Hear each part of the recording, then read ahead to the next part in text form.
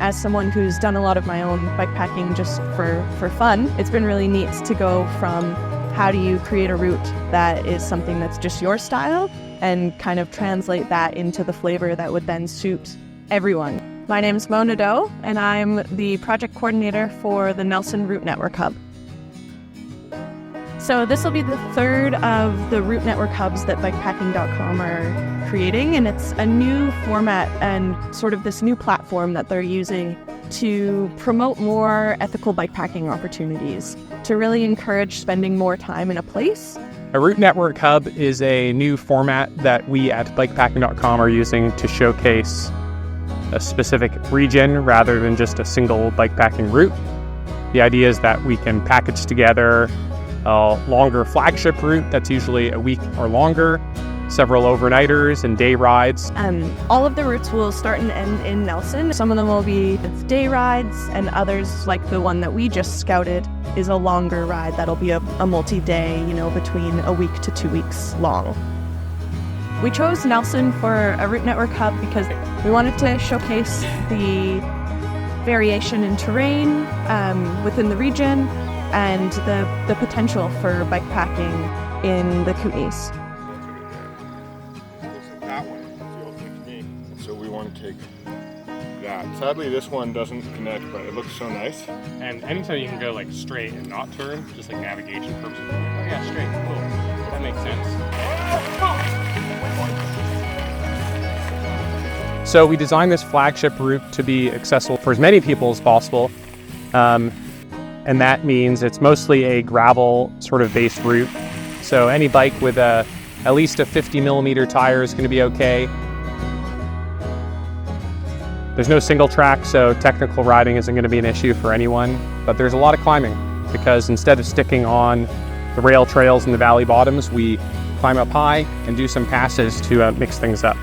The route's just under 600 kilometers. The elevation is to be determined because we're still in the scouting phase. At the beginning, we had a very big hike-a-bike that we're trying to figure out how we can make that a little bit easier because the rest of the route follows a lot of more kind of gravel surfaces, a little bit of double track. There's also some paved as well, but really is kind of centering on that gravel bike style route.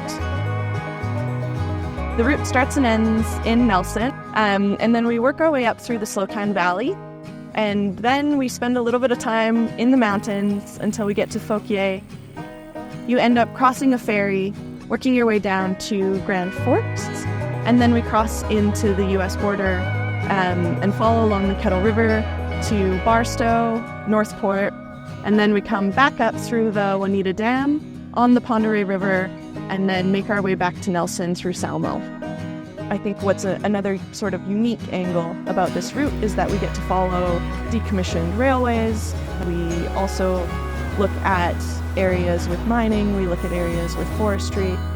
We want to showcase that, these arbitrary borders between Canada and the US really are just that. It isn't necessarily something that Indigenous cultures know. It's not something that nature knows. And we want to take a moment to think about that while we're on our bikepacking route. One of the things that stood out for us and the four of us when we were doing this was all the swim spots.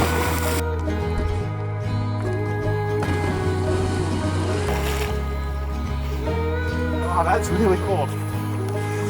Best summer ever! It really is the beautiful experience. This is going to be really cool. People should definitely bring a swimsuit, and I brought a pretty big camp towel and I used it. But sometimes I didn't use either of them, and that was okay too.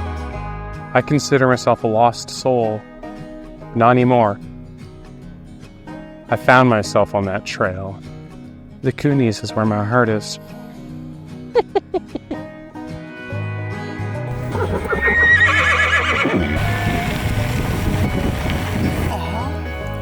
I get one. These could be stock images. Yeah, I had a big piece. This is not normal. A ways back. We could go that way. We could go that way.